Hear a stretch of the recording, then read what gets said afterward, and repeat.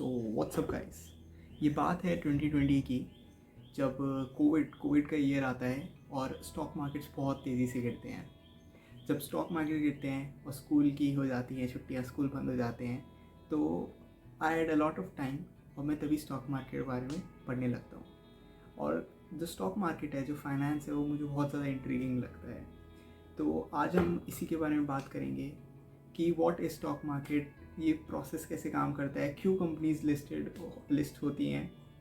तो let's get started. पहली चीज़, not every company gets listed.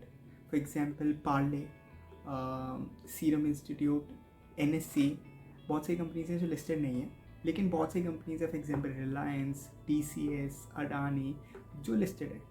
तो मेन मोटिव, जब एक कंपनी को फंड्स रेस करने होते हैं तो उसके पास दो तीन ऑप्शंस होते हैं रेस करने के लिए। First is debt and second is equity. अब डेट के अंदर you take loan from bank, financial institutions और वट एवर।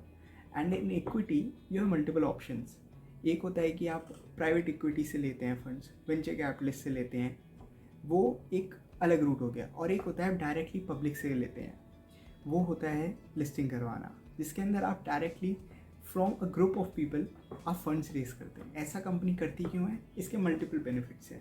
पहली चीज़, जब आपको बहुत बड़ा अमाउंट रेस करना है तब ये काम आ सकता है। दूसरी चीज़, इससे वैल्यू क्रिएशन होती है।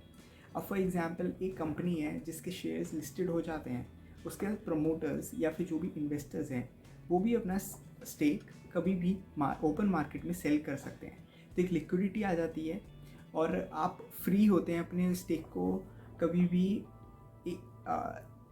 हैंड्स एक्सचेंज करने के लिए। यूजुअली लिस्ट करवाती हैं for the funds to use them as growth.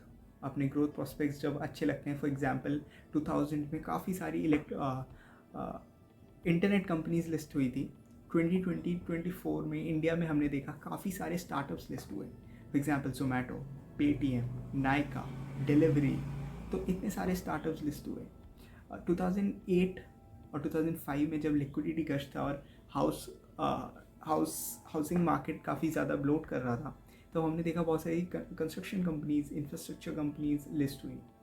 तो एक जब ग्रोथ दिखती है सामने, तो उसके लिए फंड्स रेस करने का भी एक तरीका होता है।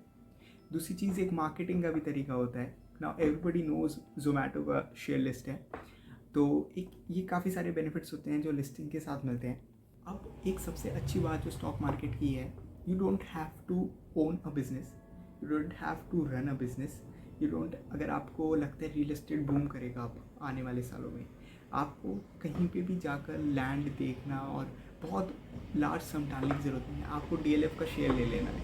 तो दैट्स हाउ इट वर्क्स। आपको सेक्टर्स देखना है और इसके अंदर सबसे अच्छी बात क्या है, इज़ नो अपर लिमिट कि इतने आपको पैसे लाने हैं। फॉर एग्जांपल अगर आपको रियल एस्टेट में इन्वेस्ट करना है तो एक प्लॉट ऑफ लैंड या कुछ भी एक हाउस लेना है, it's very expensive. But in stock market जो शेयर का प्राइस होता है, बस आपको उतने पैसे चाहिए और वो यूजुअली बहुत कम होता है। तो हर इंसान इन्वेस्ट कर सकता है, बहुत आसान है इन्वेस्ट करना।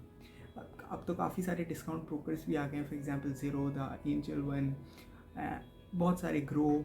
और सबसे अच्छी बात क्या है, आपको बस अपना पैन कार्ड चाहिए, एक बैंक अकाउंट चाहिए, जो हर किसी के पास होता है। अब एक बहुत इंपॉर्टेंट क्वेश्चन है कि कैसे एक स्टॉक प्राइस बढ़ता है और उससे पैसे कैपिटल एप्रिसिएशन होता है।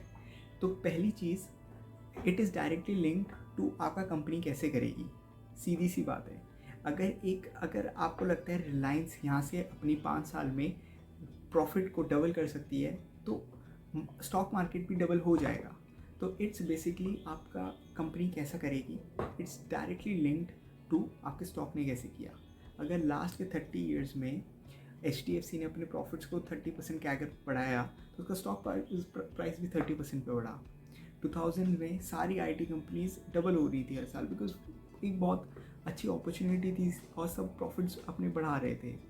पर इसके अंदर काफ़ी सारे फैक्टर्स होते हैं, demand and supply, it works in long run, it's link to profits, but in short run it can be due to demand and supply mismatch. For example अभी 2024 में वेयर जो PSUs हैं, डिफेंस स्टॉक्स हैं, जिसके अंदर 80% 70% is hold by government और सिर्फ 15% या 10% रिटेल के पास है, तो एक रिटेल फ्रेंजी भी हो जाती है जिसकी वजह से स्टॉक्स बढ़ते हैं। तो they are many reasons, but overall अगर आपकी कंपनी अच्छा करेगी तो आपका स्टॉक प्राइस भी बढ़ेगा, because they are one and the same thing. अब एक बहुत इंपॉर्टेंट बात है जो जो है कि can we get rich by investing, and the answer is yes and no. अब येस एंड नो क्या है, क्योंकि लोग जब इन्वेस्ट करते हैं इन FDs दे एक्सपेक्ट 7-8% मिल जाए, वो भी पोस्ट टैक्स, अभी वो सॉरी प्री टैक्स, वो भी अभी टैक्स लगेगा तो और कम हो जाएगा।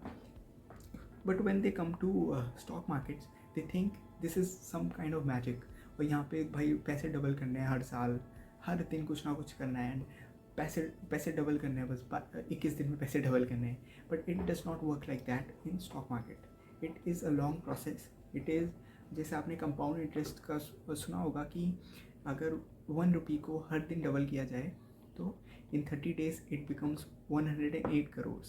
तो वो एक पेशेंस का गेम है। जितना लंबा आप टिकेंगे और कंपाउंड इंटरेस्ट को काम करने देंगे, the more it helps. For example Warren Buffett, जो greatest investors of all time जिनको माना जाता है, he only earned 22% CAGR in last 60 years। सिर्फ 22% उन्होंने कमाया, लेकिन मैं गारंटी देता हूँ बहुत लोग 22% भी नहीं कमा पाएंगे, बिकॉज और उनका वेल्थ इतना ज़्यादा हो गया because of the time period he invested in the market. वो 90+ हैं और उन्होंने इतना टाइम बिताया मार्केट में जस्ट बिकॉज कंपाउंडिंग को काम करने में। So that's it for today guys. मैं सोच रहा हूँ इसके बाद और भी चीज़ें लाऊँ, for example PE ratio, PB ratio, ROE, ROCE, इन सब पे भी कुछ वीडियोस बनाऊँ और डेट इंस्ट्रूमेंट्स के बारे में वीडियो बनाऊँ। सो शो योर सपोर्ट गाइस।